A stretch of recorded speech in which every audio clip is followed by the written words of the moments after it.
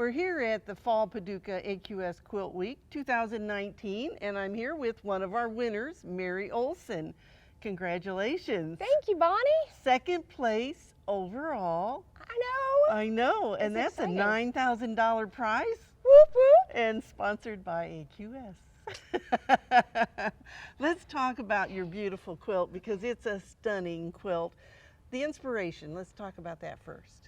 Well, the initial inspiration on the quilt was, I tend to get a lot of inspiration from Persian carpets. And so it was kind of looking at some different color choices, but like with anything, with design, it morphs into something different. But that's where initially I kind of started. I wanted bolds and warmth colors, so we've got the reds, and when I was about halfway through, I realized that this quilt really, for me, represents the essence of my grandmother, Mildred Jackson, so hence the name, Magnificent Millie. And she was a strong woman. And if you misbehaved, you picked up rocks. So, you know, the reds kind of have that essence, and her friendship, you know, unconditional love is throughout this quilt. And a calming presence in my life in turbulent times, so you picked up in the blues, which are throughout the quilt. And then she was a little mischievous. I think I get that from her, Bonnie. And so the twinkles, so I put the crystals on to just kind of show that life she had within her. And I know she's smiling down right now with that twinkle in her eyes. And so. And actually, you've used the crystals, but not too much. So it really is just that little bit of twinkle. Yes, just the right amount. I didn't want it to conflict with the design, but just to kind of enhance it and catch your eyes. Well, and we need a detail of these birds because there's lots of tiny pieces in those birds. Oh yes, we have about, I believe it's 6,400 pieces. After I was done with the quilt, I actually sat and counted the repeat of everything. So like, for example, in this flower here, if you notice, there's one piece, another piece, and so for each leaf alone thing, you've got two for a petal. And then so you go all the way around, then you've got the center, and then you've got the leaves all the way around. And so, and this was fun too, because I do trapunto when I'm actually building the quilt top. I'll put that extra layer of batting when I'm doing the buttonhole stitching. Oh, really? Yes, and on this quilt, I thought, instead of doing ditch work within the flower here, I would not do it because I kind of wanted some depth. So if you notice, we get some poofiness through here, but right in here, I went ahead and did the ditch work with the monofilament thread, and so it creates that depth, but I just thought it, but yet from the back it still looks cool. So. Well, and I think, you know, doing that ditch work, you get to control what shows and what pops, don't you? Oh, definitely, and it was just like even within the flower motif here, I chose to do some really tight stippling to make the quilting motif come forward, and so you see that within the outer rims as well. One of the questions people always want to know is, how long did it take you to make this? My quilts take about 2 years.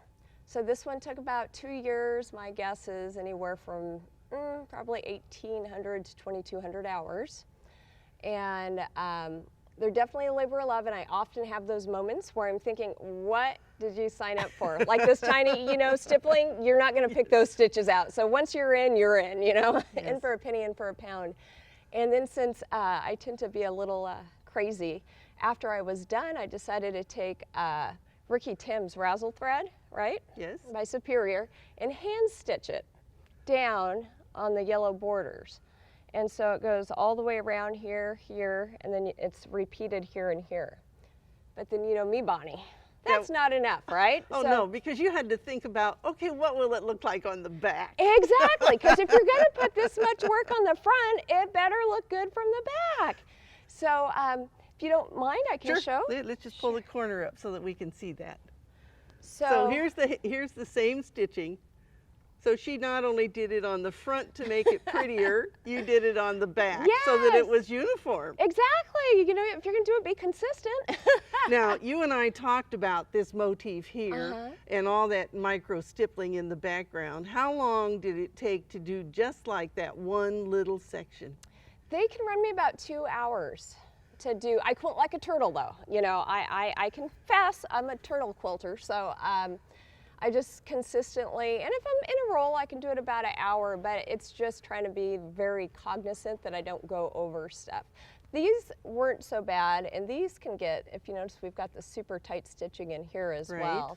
And the other thing that's fun is because when you're designing the front, I knew on the back, I had the red thing, but I wanted to contrast certain elements of the design. So if you notice, I used yellow thread here, and then red through here. So to just kind of give you, it almost gives you two quilts. It sounds odd, but it kind of gives you a completely reversible. Yes, it's really interesting.